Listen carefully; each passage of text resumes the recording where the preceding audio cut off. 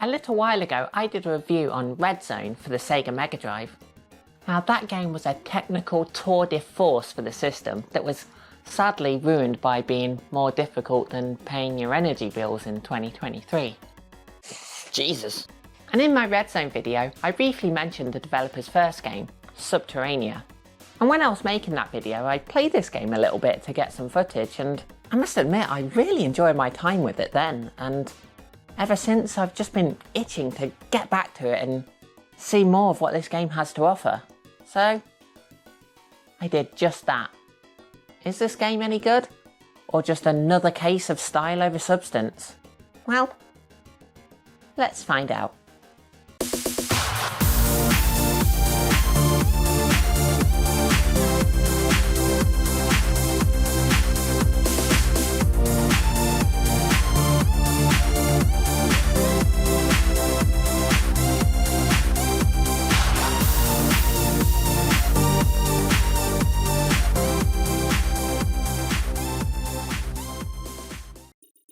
Sub-Terrania was the first game to be developed by Zyrinx and was published by Sega and Scavenger Inc. exclusively for the Mega Drive/Genesis in 1994. Zyrinx was a small team of highly talented individuals from Copenhagen, Denmark. Members of Zyrinx were active in the Amiga demo scene, and if you don't know, a demo scene is a scene of people that make demos. Bet you're glad I cleared that one up. These demos are kind of like music videos that play on old computers and consoles, which utilise all manner of technical wizardry to pull off some stunning effects you wouldn't have thought possible on the hardware. So this demo scene connection really explains how Red Zone managed to get such impressive graphics and music. Sub-Terrania is a very unique shoot 'em up. Instead of the usual vertical or horizontal scrolling style commonly seen with these kind of games, Sub-Terrania goes for an omnidirectional approach. There's no forced scrolling here. You can go off in any direction you want and come back too. This game incorporates gravity as a core part of its gameplay. If you fly upwards and then ease off the throttle, the planet's gravitational pull will bring you back down. This use of gravity is reminiscent of the classic Atari arcade games Lunar Lander and Gravitar. So just like in Gravitar, you're not here for a pleasant day out. You're here to kick some alien arse. The story is that aliens have gone and taken over a mining facility off on an asteroid, and it's up to you to rescue the trapped miners and get rid of the aliens. Luckily there aren't any dickhead billionaires about to call you a paedophile for not using their rubbish submarine. But what you do have is a state-of-the-art spaceship that can turn on a sixpence and weave through the perilous caverns to get the job done. To help with the getting of the job done, you've got weapons. Your main weapon is available in 3 different flavours: red, blue and green. So I suppose strawberry, blueberry and gooseberry? Yeah. Or maybe apple. Apple's probably a bit more of a normal flavour than gooseberry, isn't it? And each of these can be upgraded from level 1 to level 4 to increase their power. Although, if I'm honest, I didn't really notice all that much of a difference between the different colour varieties, so it didn't really bother me which ones I used. The firing pattern's a bit different, but I don't really have any preference for one over the other. The Mega bar up here shows you if your Mega attack is charged.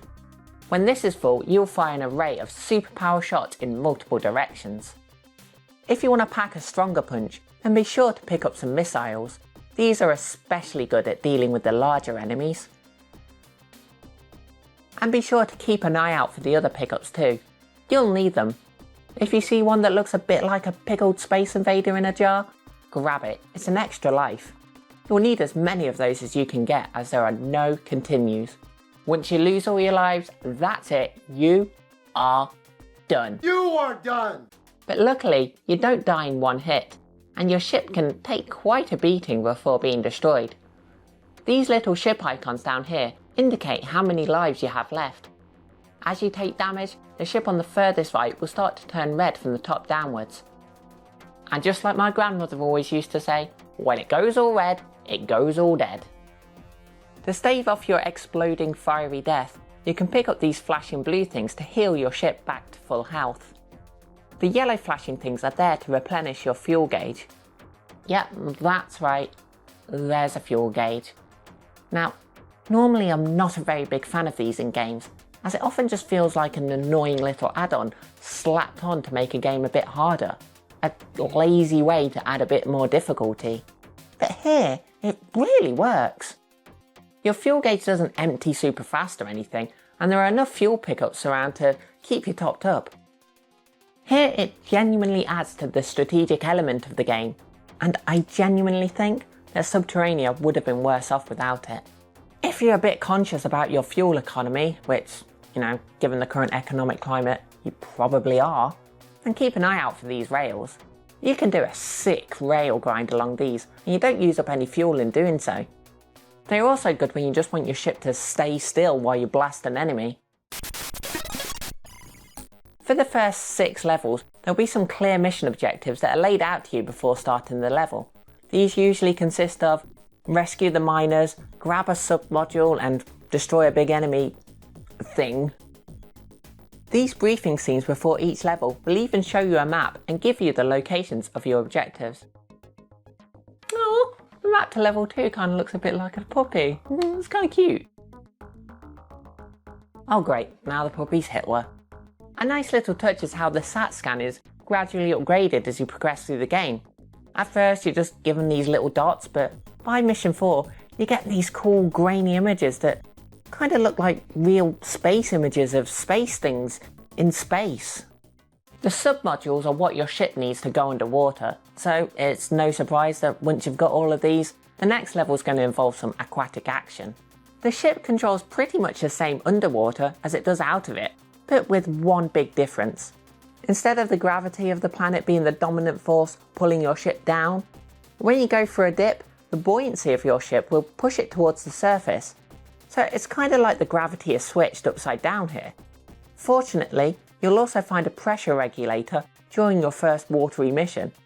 This will help you negate the buoyancy and plunge the depths of the oceans with ease. Whether you're flying through the air or sinking down to the ocean's floor, this game's controls are silky smooth. Your ship can rotate in an almost analog-like fashion to help get you through even the most jagged of caves. There are parts where you have to pick up objects to help you get things done. Picking up these objects can interfere with how your ship controls because you've got a bloody great weight attached to it, but these effects feel quite natural, and you'll have to use a bit more thrust to get around, but it all makes sense. The way the ship rotates is really impressive for the Mega Drive too. The Mega Drive doesn't have Mode 7 or any other kind of fancy hardware support for rotation, but Zyrinx have made a game that seemingly pulls off rotation on a Mega Drive with ease. This game doesn't stop there with the impressive visuals either. Look at this ship going all doolally on the high score screen, or the end cutscene. This is some real mind-blowing graphics for a humble 16-bit console. And yes, this is just the Mega Drive doing all this by itself. There's no Mega CD, 32X or fancy chip on a cartridge here. This is just 16 bits of pure Sega power. Even if you put that technical stuff aside, this is still a fantastic looking game. There are loads of details on everything and plenty of parallax scrolling to boot. Look at the water here. See how the perspective on the surface changes as you go downwards? Great stuff. And the enemies, especially the bosses, look pretty damn fantastic. They're so detailed, every single pixel is put to good use. This multi-face monstrosity is the stuff of nightmares. That's me not sleeping tonight. It's not just your eyes that'll have a great time with Sub-Terrania either. The soundtrack is full of absolute bangers.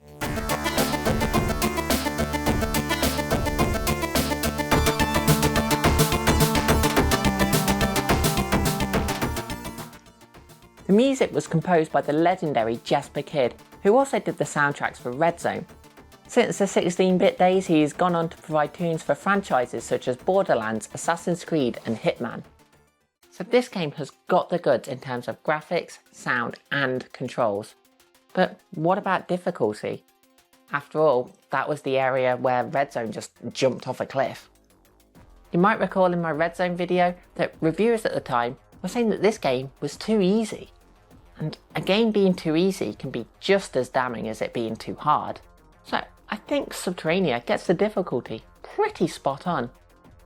Now, maybe I'm just rubbish at games, or perhaps the reviewers back then were just masochists that craved punishment, but I simply cannot agree with the assessment that this game was too easy. Sub-Terrania has something that all games should have, a difficulty option. Think of all the games that could have been good only if we could have altered the difficulty. For this review, I mostly played it on easy and normal modes, but if I had more time on my hands, I'd definitely like to try to beat it on hard. Even though this game lacks a continue system, it's very generous with extra lives, so it doesn't really need one. And weighing in at only 9 levels, a continue system would seriously raise the risk of making this too easy. If you know what you're doing and you get good enough, then you can beat this game in about 45 minutes. So a lot of the replay value will come from trying to get good enough to beat it on hard mode. So, just like all games, except Legend of Zelda Link's Awakening on the Game Boy, this is not without imperfections. There doesn't seem to be any invincibility frames after you take damage, so if you're not careful, you could go from full health to death in the blink of an eye. There were many times where I'd just get stuck between 2 jagged little bits on the scenery, and I would just get obliterated. There were also a couple of times where I'd get trapped in a little alcove and would just be unable to get out again. And by far, the worst thing about Sub-Terrania is that we never got a sequel. I would have loved to have seen how they take things with a sequel. Sadly, the team behind it would only go on to make 2 more games after this one. Red Zone for the Mega Drive, and Scorcher on the Saturn.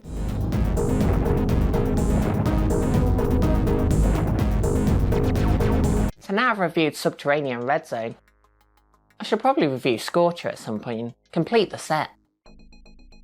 In summary, Sub-Terrania is a brilliant game. The unique style of gameplay helps it to stand out from the crowd, and the incredible graphics and sound make it shine even greater.